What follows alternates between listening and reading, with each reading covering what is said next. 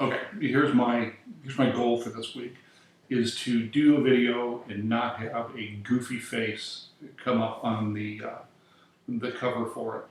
So I don't know how I'm going to accomplish that. I don't know how it always comes up with me looking like I should be the model for the artwork, the screen. I don't know how that all works. Hey, we're in week 4. We're going to continue talking about the origins of policing. Last week we talked about the rule of law. Pretty interesting because I was trying to figure out, what the draw was to, the book's approach and why people took the other one, the other rule of law definition, you took it so poorly. It was very interesting to me. And I figured it out. What it's some of the wording in the book version. They talk about the law being applicable to everyone. And in a couple comments I made, I said, is that really true? Is that really true? If a high political person gets stopped by a police officer for a traffic violation, is it likely that they're not going to get arrested or arrested in a citation? It could be, depending upon the officer and the violation and what the department stresses. And certainly discretion is going to play a lot to do with how that works. We'll talk about discretion later and make some points of reference for that.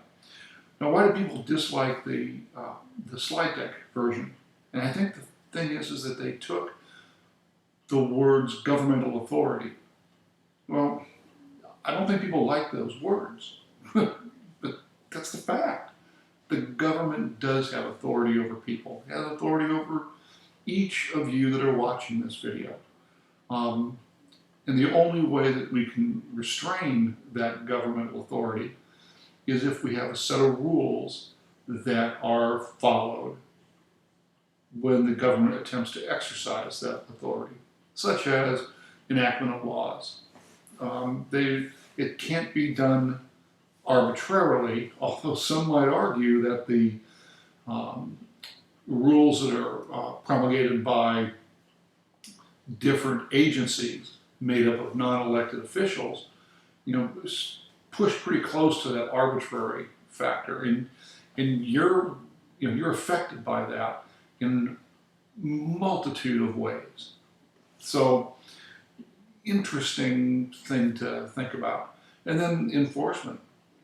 Well, the government's got to enforce the law, or the law's silly. Shouldn't even be. How that enforcement goes has to be by rules. And what we're alluding to in the slide deck, or what's being alluded to in the slide deck, is that the government can only make laws if they follow the rules. The rules are the Constitution. Each state has a constitution, and some or a lot of it will mimic the federal constitution. But the purpose of the federal constitution is to tell the government how it's going to run and to give the government certain authority. Congress has the right to pass laws. Congress has the right to collect taxes. Congress has the right to spend. So all of those things are important. Now, when it comes to enforcement, we have the Bill of Rights. Remember, the Constitution deals with the federal government and how it operates. The Bill of Rights puts constraints on how the government deals with people, with the people that they are serving. So, what are the rules? The 4th, 5th, and 6th Amendments. Stuff you're going to talk about in your Crim Pro course. So that's what that was about. But I think that's where the disconnect was. So that was that idea. Now let's talk about what you're going to see this week.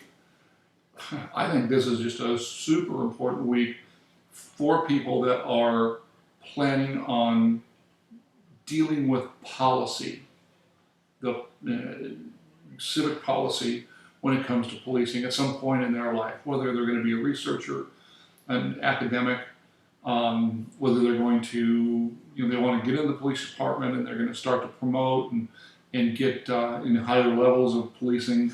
Very important, very important part of this. So the first part of the week is going to talk about organization of American policing and how that occurred.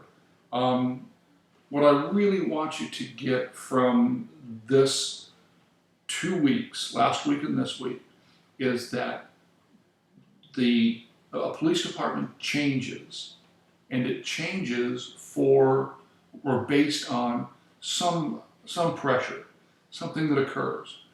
When you look at early England and talk about the Norman invasion, and you go, I really couldn't care less.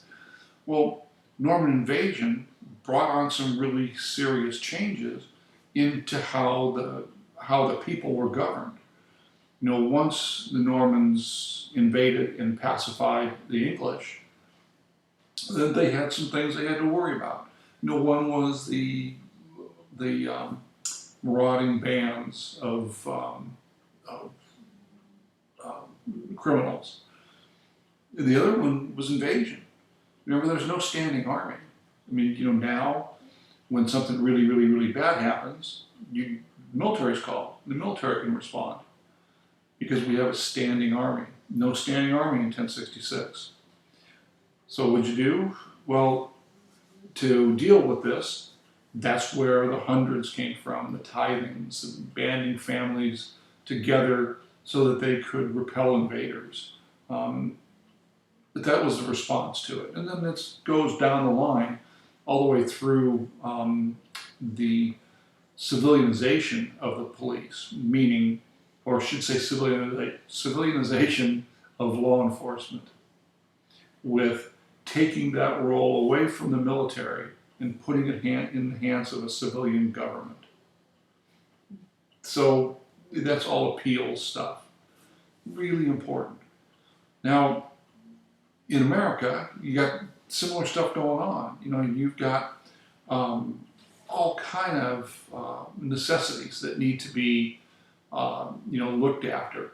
You have, just maintenance of order. You have the idea that the police have to respond to civil unrest. You've got a large population of people that there is a concern of an uprising, and that's with the slaves in the South. So the South slave states came up with ways to use what resemble law enforcement in handling that problem. Then there was another rather large group of immigrants, Italians, Germans, and of course my people, the Irish. The wet cultures is what they were referred to as. The wet cultures, the dangerous poor, they provided a significant issue that society had to deal with. So you have, some social service issues, the, sanitation issue, that phoned the police for decades. Looking at, vice crimes. We call them victimless crimes, or they're called victimless crimes, but in fact they do have victims because they get under the control of organized crime. So those had to be taken care of. And then the last thing that we talk about in the slide deck is the fire watch. Absurdly important. It's, a fire could ravage an entire big city just because of the inability to properly respond, the inability of technology, and the building construction was so poor. Now, there's some tidbits in there of information, but really want you to make note of the social services that the police provided. And in the early days of formalized policing.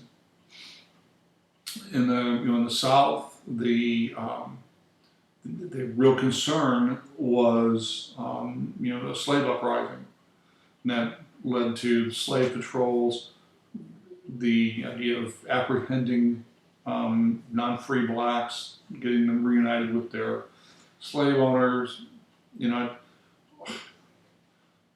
A horrible time that would have been much better suited to solve back in the 1770s, 1790s, when the Constitution and the government was developed. Now, here's a really important part from this week, is you're going to have the Kelling and Moore article on the eras of policing. And there's a ton of good information here. Talks about the political era. Political era has got all kind of problems with it. The biggest was corruption. There's several steps in the analysis of each of the eras. You're going to have a primary function, organization, police community relations, the tactics, strategic goal, and strategic weakness. I would take a good look and know these, because you're going to see these again for their instructor tip. You're going to see these again in the midterm, but a daft important. But a very important part for you. And then there's also discussion about the pitfalls of the eras, and you can see from the pitfalls, the government starts to recognize this pretty early with the patronage system. So Congress passes the Pendleton Act all the way back in 1883. Very important, because now you start to see what's known as civil service, meaning that it's really difficult to fire somebody. You have to have cause, you have to have just cause. And the good news is, if you're an employee and you're in the wrong political party, well, you can't be fired because you're not supporting in your private life the political activities of the political elite. Now, the downside to it is you get people in there that just do crappy jobs, and it's tough to get rid of them. You have to really do something pretty bad to get fired. And then slowly civil service spread to the states and then municipalities. You start to see reform. We're going to talk about Sylvester and Vollmer, Wilson, all names that I really want you to have a handle on and what each brought to the table. Vollmer is probably the most influential,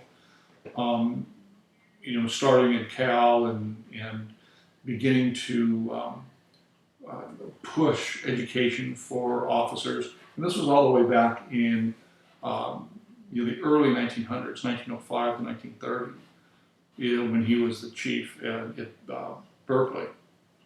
Now, O.W. Wilson, just a side note to him, O.W. Wilson wrote a book called Police Management. And, it's one you should have in your library if you are going into policing. Take a look at it, not take a look, but read it, study it, because those police management kind of questions come up in the future on promotion boards when you're going through promotion processes. There's several commissions we talk about. I want you to have an understanding of each of the commissions and what they meant. Some are in the slide deck, some are in the book, but make sure you understand them and you know what they were, what they dealt with, because you'll see those again. The second era of policing is the professional era, and that's also in the reform. It's also called the reform era. It's where police departments start to really look at anti-corruption activities. They, move to develop officers into professional police officers, and not just people that are hired because they can't get any other kind of job and they need something to do. So, political era, professional era, and then we will talk about the last era of Kelling and Moore, which is a community era. What Kelling and Moore were doing is they are big proponents of community policing, and in this article, they were trying to set up community policing as the way to overcome the bad things of professionalism. Professionalism, officers were deemed to be aloof, didn't want to engage the community. They dealt with the problems that were presented with them. They didn't look at them proactively, meaning try to figure out what's going to happen bad before it does happen.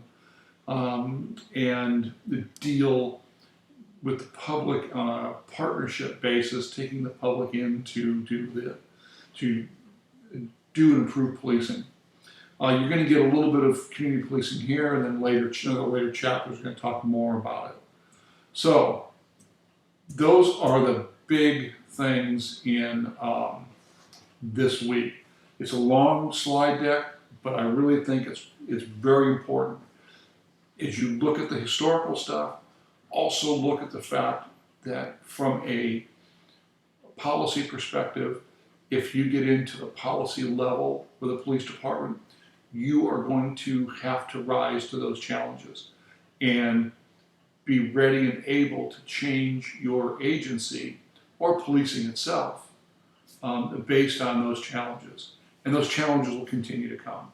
The overcoming the population's misconception about racist, endemic and systemic racist police departments. That's going to be something that is going to have to be overcome. Will it be a new era? I mean, some argue there is currently a new era of policing, and that is the post 9/11 counterterrorism era. I don't know if that really would qualify as an era. I think for the most part we've moved from that, and counterterrorism is still a function, but I don't think it is an overriding long-term managerial or systemic change. So that's that for this week. You know what? I also tossed in another thing that I really want you to look at by the Barlows, the industrial police. And it comes from an article, A Political Economy of Community Policing. It's available through the library. If you're a student of the profession, you really should pull it up, sit down and read it, maybe keep a copy for yourself, because they talk about eras of policing, but they talk about them in a different way, and with the idea that the police are there to maintain order, sometimes at a tough cost. So that's something that I really would like you to have a handle on, and because you'll definitely see that again too, in the eras of the industrial police, and modern police, and the postmodern police. So that in mind, say it's a long week for you, but the only thing you have to do is submit your paper topic this week, and make sure you get that in. I've made just a few suggestions, because a lot of times people just, what to write about? Well, I want you to focus on either one of the half a dozen or so that I gave you, or if you've got something else you want to talk about outside of that, please let me know. Remember, no recycled papers though, because it'll come up and turn it in, and they'll be, and it won't be pretty. So make sure you don't do that. I'm going to do office hours Tuesday. They might be a little bit brief because I've got something I've got to do up in OC and I've got an appointment I got to get to. So they may be a little bit brief. With that, I'll let you guys get back to the game.